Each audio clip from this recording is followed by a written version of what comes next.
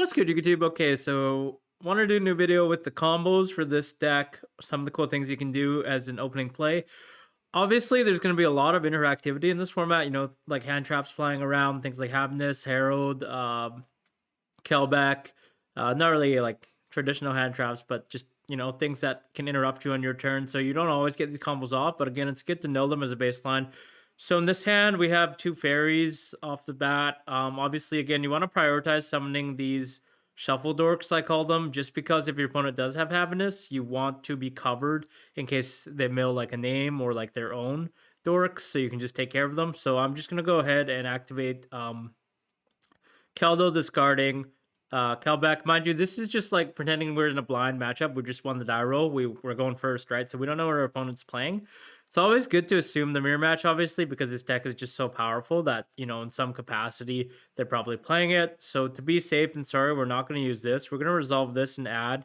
Obviously, having the Herald is really nice here because we do have another backup layer of protection. So I'm going to add Mudora here just because if I do have to use that Herald, it puts this engraved. So I have another interrupt alongside Keldo, which is super, super good. We also kind of would like this on the field because in this hand, this does serve as the second level 4 body for making Abyss Dweller, which you definitely want to do blind. Again, assuming it's a mirror match. Even non-mirror match, like stopping their grave is a big deal as well. So yeah, again, on resolution, we're not going to use Kelbeck, just being safe here. Gonna normal summon Rhinoheart. So now if they do have Heaviness, like, yeah, we could obviously banish Keldo. Also, we have this in Midora, so we can hit something in Grave and then banish this as it is a cost. So this is a quick effect. You can still do it on the same chain before Herald resolves. If they do mill like more than one name, for example, and put them on a chain. So we're gonna go Rhinoheart effect. Go ahead and dump. Now, the names dumping, generally, you probably want to do, it depends on what you have. I usually do Happiness, but obviously it depends on what you have in hand as well, because you do want as many options in your deck, as much of a chance as to mill an unused name as possible. So because we do have one Merly, obviously we don't want to send Merly because that would just leave one Merly in the deck. So we'll just do Happiness here. Gonna go ahead and use Happiness. If they have nothing to chain, instead of using the Rhinoheart here, we're gonna actually use the Merly in hand just because we do want that level 4 body again for Abyss Dweller. So we'll use these two. And that's a common thing. You do actually fuse from hand a lot just because you do want the body on the board. So we're gonna go to Kit Kalos, use the effect. It's a little awkward here because now if I basically have to add Merly in this case because then that just guarantees me the ability to mill 8. There are some hands where you just like can either add like a Suliek or like Happiness or like a level 4 monster. So like you kind of have to choose between your hand to see what the best chances of actually playing the game are. You don't want to put yourself in a position where you have to mill a name in 5 cards because the chances are not as high as you would think. If you do whiff, you might be just passing on a Dweller and that's just not that good. In this hand, it's fine, but like in certain hands, you do have to calibrate to see like what your best chances of milling a name are. So here we're just going to do the Merly so we can mill 8. Now, one thing I like to do here is make Dweller beforehand because on the off chance that we do, or not even off chance, a good chance that we do mill another copy of Kelbeck or Agido, we do want to be able to use the effect without our opponent getting the benefits of it, so we could just chain Dweller on top. So here we're just going to go Kit Kalos, target itself as a cost, and then it'll summon Merly. We're going to put the chains, obviously, Kit Kalos, chain link 1, Merly, chain link 2, just for good measure. Like, obviously, Ash is not popular, but, just in case, so we can mill the extra 5 if they did have Ash. So we're going to mill 3, and then we're going to mill 5. So already pretty good. We've used Happiness already. We haven't used Sharon. This is great. We got Diviner in the grave as well, plus a name. This is actually really, really good mill. And we have another copy of Keldo in the graveyard as well, which is super helpful here. So we're going to go ahead and... oh, you know what? We actually milled a Kelbeck. I didn't even see that. So what we're going to do here is really nice. If we're able to hit the Exchange of Spirit, we can actually set this and we auto have the lock already. So we're going to go ahead and activate. You do want to chain this properly, obviously, for your best chances of coming out with the most chances of higher chances of getting a name in the graveyard. So I'm gonna put Chiron as chain link 1 and then Kelbeck as chain link 2 because obviously if we did it the other way around, we could just fuse with these in grave, but we do want to like mill more just to see our options. But again, you could also like chain them differently if you suspect your opponent has Ash or something along those lines. So we're gonna mill 5. But we're also gonna, before we do that, before I forget, we're gonna chain Abyss Dweller as well, just so they don't get the effects, and obviously detaching the non-water, so we do keep the 500 boost. And then the opponent's also going to mill 5. It doesn't really matter what they mill because they're under Dweller, and we can reshape their graveyard using these Dorks in the graveyard by the end of the return. So we did mill 5. We actually milled an Agito, which is really, really good as well, but we have to resolve the Sharon.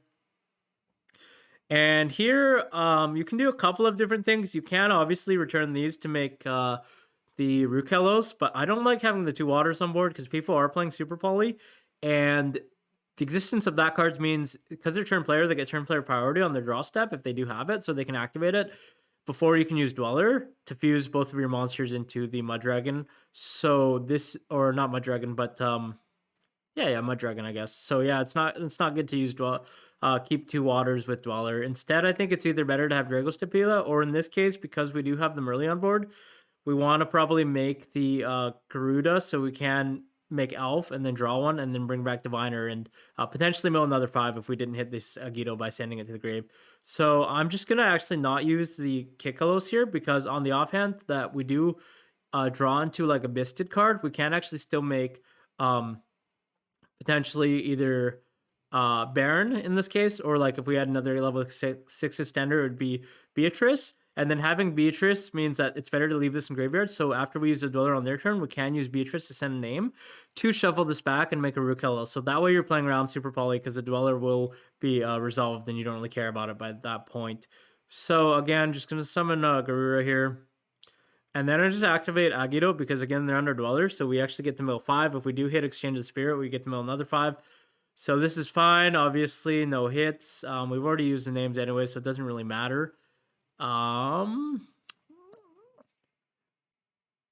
is that? 2 names. So I guess we haven't used Merly yet. We could obviously make Sprint as well as another play, and then just like fusing Dragos Tapilia. But obviously, Alpha is better because it allows you to play on their turn as well. Again, like in the it's this sort of like a temporal mirror match. You do want to maximize using your names on your turn and then use your names again on their turn, because again, like the existence of these 2 dorks means that 2 of 3 of your names are not resolving as long as these are in the graveyard. And then the third one is usually covered by either a negate or like a Bisteel card. But obviously, like if you can't play on your turn, you set up the best board you can, and then on their turn, you try to stop their names as well as pushing through your own names, and then slowly you creep card advantage, and then you kind of win that temple fight. So temple is really important in this matchup, I would say. We're gonna use Garuda to draw a card. Drawing around heart, which is fine. Gonna use Sprite Elf effect because why not? We do have a plethora of. Actually, no, we don't. We just have Merly and Herald, which is perfect. The minor. I'm actually not going to bring it in that zone because we would rather have this from early just for safety, so like they don't imperm whatever. Plus, like you already know, they don't have anything at this point, so no point really putting it in this zone. I'm going to use Diviner. Might as well just foolish another name because we do have access to everything. So I'm just gonna, because we already used Agito and Kelbeck, there's no really point sending them. I think it's just probably best to just put another Dork in the graveyard. Because this way, just like you have more names, so having 4 here or like even 5 means that even if they have 1 copy of this, they can only shuffle back 3, so it doesn't matter. Like you just have the other 2 in your graveyard to fire off, so you don't have to get baited by them banishing to shuffle back your cards. So this is basically our end board. It doesn't look very threatening, but there are a lot of things actually hidden here. You can see that already we have the best dollar, so that's 1 interrupt on their turn, and then we also have the elf as well to summon back the Merly, assuming we hit a name. That's another interaction. We have 2 names in our graveyard as well, so that's 4 interactions. And then as a 5th interaction, we actually have Herald of the Orange Light, which is super, super nasty. And obviously, Abyss Dweller being a blanket card, if this does resolve, it means they're not using any 3 of their names. So we're already in a really, really good spot, given that we have this many interrupts. Essentially 5 interrupts. We have a board as well that they have to take care of. And then whatever we mill off this, could be even more threatening for them, being that we can summon a Rukelos or we can add a Heaviness to even put more monsters on the board as they try to push through using Dark or their Bisteel cards. Because usually when they're under Dweller, that's how they would push through and win.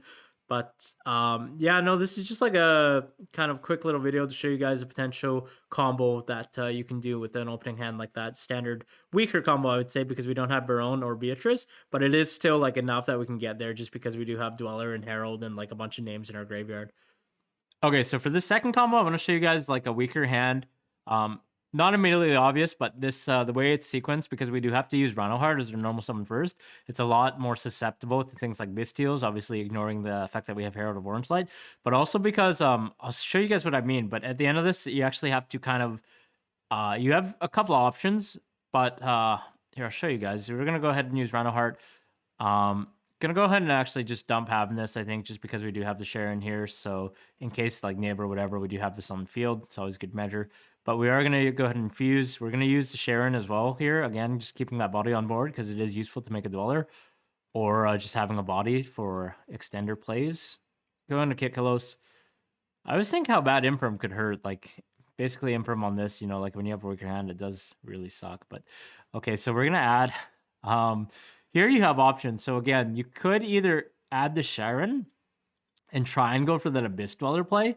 So like this hand is a little weaker. If we do go for this, and then we use this effect to summon this, we use Kit's effect to summon this, we get to mill 5.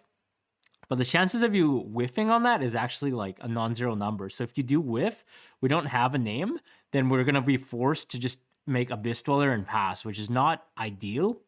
I mean, yeah, you could make Time Thief as like another option, but then you're just like, you have Time Thief plus like a Ruculus, which is not good either. So it depends on like on your play, but like whiffing on that is just like not very good. So I almost think that instead of going for the greedy play, which is the Abyss Dweller, assuming you hit a name, you would exchange this probably for a Dragostepelia, so we don't get super polyed. So you'd have Abyss Dweller and Dragostepelia. That's a greedy play. I feel like instead it's probably better to just add them early and do the safer play. So then that way we mill an extra 3 cards. We have a way better chance of getting a name. We don't end on Dweller, but we do get Elf plus Merly, so we still have some shenanigans, and then like you're still being safe with your play. So like this way, we're gonna target self. You're kind of playing safer instead of like the greedy play where you try and hit a name off 5. You have 8, you're covered a lot better, but it does sacrifice the ability to make a rank 4, so Abyss Dweller here, which is unfortunate. But I still think you do want to play consistently, so I think this is a lot better. 1, 2, 3, 4, 5. So yeah, so here I'm just gonna go ahead. See, I hit 2 names, which is really good. Now, obviously, Mud Dragon would really come up here because if we do use both of these, we can actually summon out the Mud Dragon first, and then summon out the like the Dragostepelia, for example, and we would be able to make Dweller. But I still think it doesn't come up enough that it warrants an extra deck spot, and there are better cards to play, at least for the time being, especially if you're maybe not playing Super Poly in the main deck. But again, it's actually good to use both effects here, given that we're not going to Mud Dragon play, because if you think about it, we're actually going to fuse these two into Ruculus here, because we don't have any Abyss Dwellers, so it doesn't really matter. This is not going to get Super Polyed, which is fine. And then off this Merly, we can actually use this Rhino Heart to make the Garuda, so we do get that extra draw. And then from here, we're able to just make an Elf draw card using this. And then we are able to just pass with the Celiac. So essentially we have, it's not the strongest board, but again, we do have a lot of hidden effects here. We have 1 interrupt in Celiac, 1 interrupt in Ruculus, another potential interrupt with Elf, summoning back Merly, and then we have Keldo in the graveyard, and then we have the Herald in the hand, as well as the Medora. So that's potentially 6 interruptions that you can play against your opponent. Given that they don't, they're not under Dwellers, so they will be able to use their effects, but it's just, it could be a strong enough board, I think, that you won't actually die. You'll be able to survive until the following turn, which you can potentially mount to come back on the crackback. So yeah, that's another combo. If you guys have any suggestions, let me know. I've just been solitaire in these combos, but I'm going to post some more videos, so stay tuned. Ciao.